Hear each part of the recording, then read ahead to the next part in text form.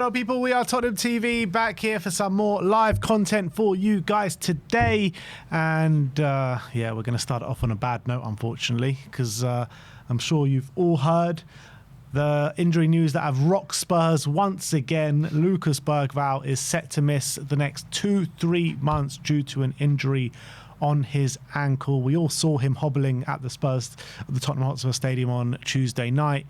And yeah, we were watching it on the watch. I was like, oh, Bergvall's not moving right here. But he decided to try and run it off, went off the pitch, came back on the pitch. And now he's out for the next 2-3 months, which is absolutely gutting news, because I, for one, was saying that I thought we looked a lot better in midfield with having Archie Gray and Lucas Bergvall, two players that are very comfortable on the ball. Well, it lasted, what, an hour? And now we're going to be the next 2-3 months without him. I think it's literally just one after another now. It's just like, after last season, you're like, all right, surely that can't happen again. And it's like history repeating itself all over again. It's just madness. Crazy. Every single week we're getting a new long-term injury. That now is 7 long-term injuries Tottenham currently have in their squad, with Maddison, Kulusevski, Ben Davis, Richarlison, Rodrigo Bentancur, now Lucas Bergvall as well. It's absolutely crazy, the amount of long-term injuries at Tottenham currently, and Mohamed Kudus as well. So 7 long-term injuries. When it comes to Lucas Bergvall, Tottenham now have a history of a player having a serious injury and trying to run it off. And who knows if he made it worse or not in that little period, but he was on for like another 5 minutes, wasn't he, before he just couldn't continue. And it looked like a serious injury before that, because he was down for quite a while, I remember. It was about 3 or 4 minutes. Yeah. Looked in serious pain. If you actually watch the footage, Junai Beifeld was stripped off and ready to come on. And then Bergvall goes to the side, does a little jog, tries, runs up a touch down the touchline. They decide, okay, we're going to give him another go. Junai goes and sits down, and then a few minutes later, he sits down and is like, look, I'm done. But it's crazy. It's a carbon copy of Decky's. That's exactly what happened with Decky. Decky came on without an kneecap, essentially. Yeah. And Bergvall has some sort of ankle strain, and gutting for him. And also, I really hope it doesn't set back his development more, because I thought last season he developed really nicely. Start of the season quite rusty, getting used to the Premier League and whatever. By the time January came, he was fully into the team, and one of our better performances, culminating in that man of the match performance against Liverpool in the Carabao Cup, was then literally a fixture in the team up until April. I think it was but was it the Boda game? He got injured in the lead up to that game, and he missed the rest of the season. So coming into this season, you really hope that he would kick on from that. And I think it's been a combination of misprofiling from Thomas Frank, playing in different positions, maybe as well the team he's in not performing to the best of his capabilities. Although he was in a struggling team last season and played well, but this season, the team hasn't been functioning great. I wouldn't say he's been bad when he's played. He just hasn't kicked on from last season, unfortunately. I think it's more of the case of the misprofiling thing, not him not playing in his best positions. Like, he's been utilised mostly as a 10 this season, sometimes out on the left wing. Very rarely have we seen him being utilised in the same position as where he made a name for himself last season. That's the reality. Yeah. And last game was one of the only times he had a start there. And look, he didn't blow anyone away, but I thought he had a really good game and really helped the team play the stuff which we did play on the day. So I think this news is gutting. It really is, man. So hopefully, who knows when he'll be back in April time or whatever. Hopefully, look, next season, if it's a new manager, we'll have to wait and see. They can use him in a better way, because I think there's such serious talent there. We've seen that throughout his Spurs career. Even at points this season, we've still seen that. You got to also, it's easy to forget, he's still 19. He's still so young, got so many years ahead of him. But it's also worrying now that 2 seasons in a row he's picked up a long-term injury. So that's obviously gutting for him. But let's hope it doesn't stagnate his development too much. Yeah, well, so Frank has been speaking in the press conference today as well, and he said on Bergvall that he's out. The injury looks bad, but exactly how much time he'll miss is to be confirmed. João Palhinha, he says, could be available, so that's another one in the midfield that we desperately need right now. He says Gallagher, Tell, Dragoshin and Bissouma are all available for selection again, as obviously they all missed out because they were not selected for the Champions League. And obviously there is another element as well where Pape Matar Sarr has returned to the club from his AFCON duties. And with Pape, he barely featured in the AFCON, so he should be raring to go, really. I don't know how much he's been drinking in Senegal with the celebrations and everything. And big up to Pape, because Senegal obviously won the AFCON. But with Bergvall going out in this game, we still have a few number of midfielders available to pick from. Yeah, I think in the Premier League it's not a problem because we've got lots of options. When it comes to the Champions League, it's a bit more tricky because no Gallagher, no Basuma, so they're going to be unavailable. So when it comes to the Frankfurt game, maybe it's a case of for Paulinho, if it's touch and go for him for Burnley, probably best keep him on ice and have him fully fit for the Frankfurt game on Tuesday because we're definitely going to need him in that game. Yeah. Well, for that game you'll have Gray available, you have Paulinho available, you've got Sarr available. And Javi available in the 10. Yeah, so still a fair amount of. I'm saying, but Paulinho is if you don't want to. Yeah, 100%. I'm saying 100%. So yeah, it's good to have Sarr back as well. So in terms of midfield, it was obviously very dicey for the game against Dortmund, where we were forced to play Porro in that position. But hopefully we don't have that problem moving forward. Touch wood. Caveating that with any future injuries. But yeah, that's good. Paulinho, obviously, he picked up a knock in training, so we're going to need him again as a senior midfielder. I do wonder if Basuma gets more minutes on Saturday, because I thought he played pretty well against West Ham.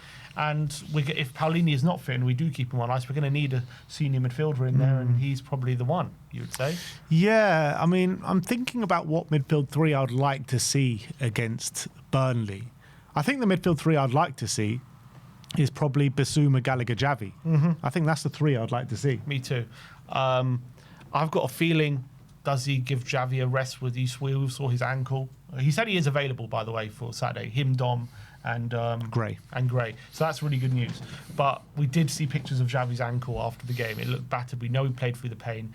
Could he do with maybe being on the bench and coming on if need be, rather than starting him? We also know, or there was theorised that, reported, that he was going to start Gray in the 10, Gallagher in the 10 before Paulinho got injured against West Ham. So if that was his feeling, maybe he goes with it in this game against Burnley. It's a more physical game as well. Gets Basuma and Gray in the midfield, or Sarr in there as well, and then keeps Javi on ice for the Frankfurt game if we don't want to risk his ankle. Yeah, I do get that situation, but for me, I feel like we need a real technician in the 10, someone that can pick a lock, and I don't think Gallagher's that guy. And I know, like, in certain games, Gallagher in the 10 will really work with his energy and work rate and pressing abilities.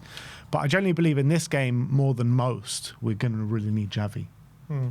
I agree, but I'm just thinking about where Frank's head might be at. When we play Man City in a week or so, I wouldn't mind seeing Gallagher in the 10 in that game. I really wouldn't, because I think that would be really valuable to have someone like that, and maybe even play Javi a bit deeper. I really would not mind that whatsoever, but yeah, I think in this game, I really hope Frank sees the value of having Javi in the starting lineup, because he was so good. I just want him to build on that momentum as well. I agree. But we'll have to wait and see what happens on Saturday. A few selection headaches, funnily enough, given that the injury crisis. But thankfully, with players back from the Champions League and some players returning, hopefully it's easing a bit. Yeah, I'm just looking at the injury report as it stands. So this is on premierinjuries.com, and it says Maddison due back 1st of June, Bentancur due back 2nd of May, Kudus due back 11th of April, Ben Davis due back 11th of April, Lucas Bergvall due back 11th of April, Richarlison, it says 22nd of February, but I think they're being a bit... It was a 2-month injury, wasn't it? Wasn't it 3? 2 to 3, wasn't it? 8 weeks, I think. Okay, so that might be true. Paulinho, they're saying he's going to have a late fitness test. Decky, no return date. Yeah, we don't know what's going on with Decky, do we? So, yeah, it's not looking good on that front. Like, how valuable would it be to have Decky and Maddison available for us right now? Like, it's just such a blow. You might even think about it, with all the reports of Thomas Frank and everything, might not even be able to train once with him, which is crazy. It's we'll see. He might not ever manage him, which is nuts. But it was also asked about, is this the worst injury crisis he's ever had? He said it must be close to my 3rd year in the Premier League with Brentford. I also had a horrendous year which impacted massively the Premier League season. Unfortunately, this is definitely close. The Bergvall one, how unlucky is that with contact injuries? There was João, Kudus, some of them. It's like, what is happening here? Seems like we are cursed or something like that. But injuries are a part of football. Next thing we can look at is how we can speed up the return of play.